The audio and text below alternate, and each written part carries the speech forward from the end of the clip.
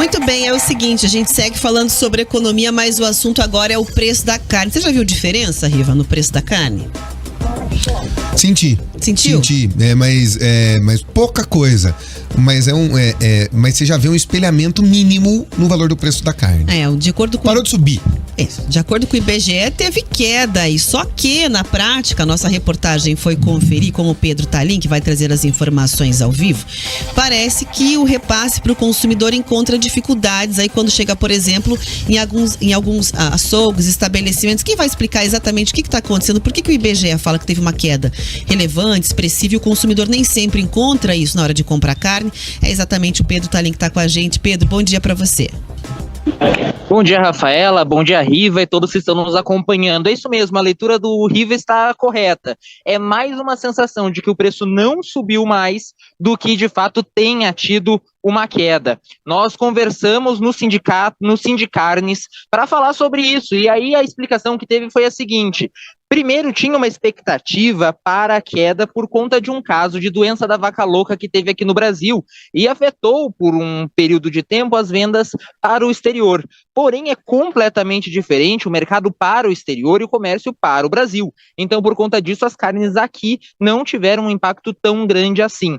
Além disso, desde o ano passado, vem acontecendo uma queda no preço das carnes. De fevereiro de 2022 para fevereiro de 2023, teve uma queda considerável de mais de 10%. Porém, para o consumidor, foi repassado cerca de 3% de queda. Então, uma diferença ali também considerável no que o proprietário de açougues, de mercados estão pagando para o que foi passado para o consumidor. Nós conversamos também com um proprietário de um açougue, e ele fala que não é simplesmente o preço da carne cair e para o cliente cair também, porque ele também tem os custos com a equipe que trabalha para preparar essa carne. Ele falou que recebe o boi ele por completo, ele que vai cortando os pedaços, desossando, separando os cortes. Então ele também tem um prejuízo, de certa forma, na ossada do boi que vem junto no cálculo da compra, mas que não é vendido, que é apenas o osso.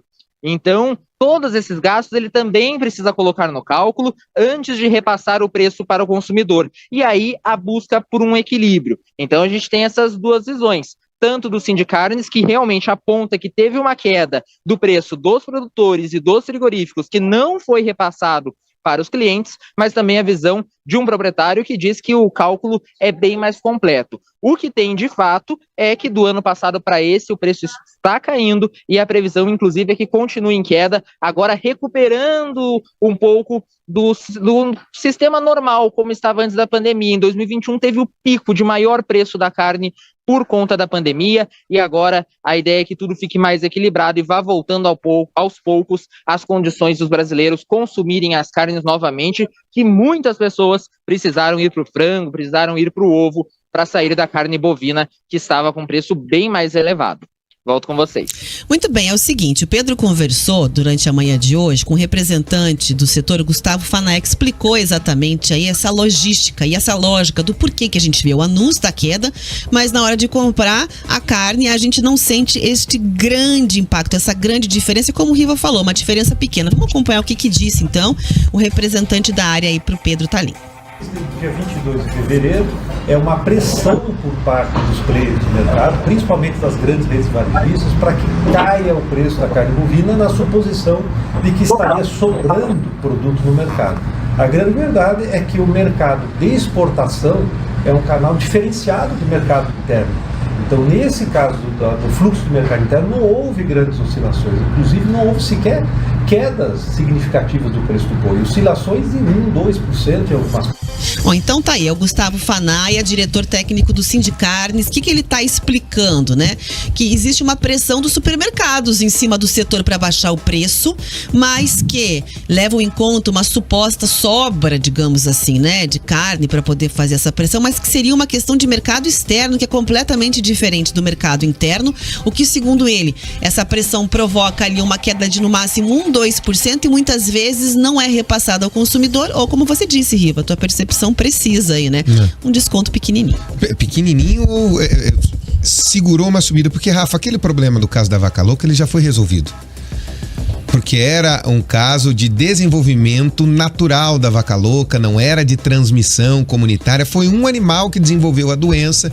Isso aparece em animais mais velhos, acima de 5 anos, aquela coisa toda que a gente sabe.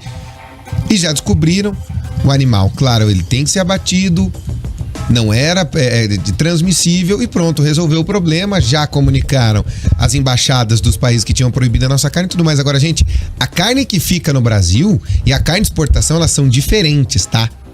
Até pelos tipos de corte. Então, o boi que vai para exportação é um boi selecionado, com cortes diferenciados. Fora do Brasil não tem a picanha, por exemplo. Esse corte não tem. E você vai trazer a picanha à tona? Não, e a picanha é um corte que foi dado o nome foi dado por um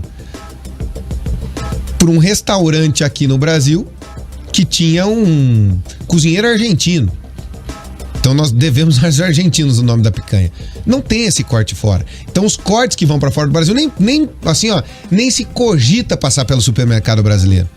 O boi que vem para o mercado brasileiro, ele é diferente do boi que vai ser colocado para o mercado de exportação. Picanhas à parte e polêmicas à parte, o valor, pelo menos, ele deu uma estacionada, parou de subir. Mas aí você tem uma série de outros fatores de custo Brasil que ainda estão lá em cima para que o preço na gôndola não caia tanto quanto a gente esperava. Mas você já teve um freio na subida de preços, o que já tá bom demais, né? Mas o churrasquinho ainda, o Vale Picanha não chegou. Esse ainda não deu tempo de chegar para nós.